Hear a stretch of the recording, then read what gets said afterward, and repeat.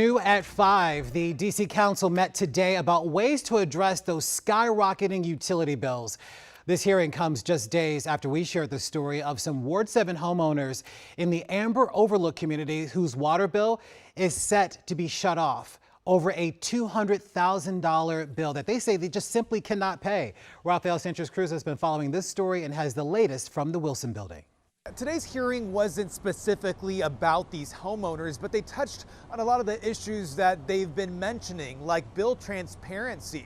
Today we learned from DC Water that the majority of their shutoffs are happening in Ward 7, where the Amber Overlook condos are located. In just 3 weeks, DC Water is set to shut off service at the 32-unit Amber Overlook community in DC's Marshall Heights neighborhood.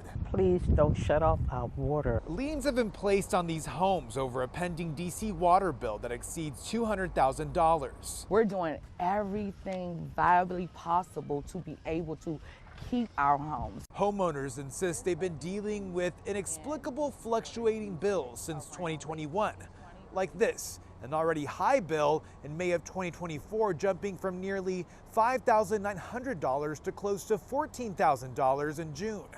Since our first report, DC Water tells us they haven't found a leak on the public side of the property, meaning DC Water is not responsible. Water is an essential service. Kirsten Williams with DC Water telling the DC Council today service termination and liens are a last resort, but the agency is dealing with their own financial woes. While we prioritized keeping customers connected, arrears have grown and now total approximately $32.8 million.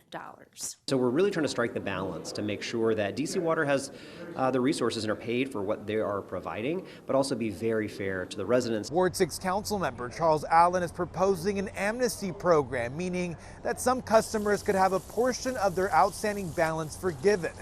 But that's not all he's proposing.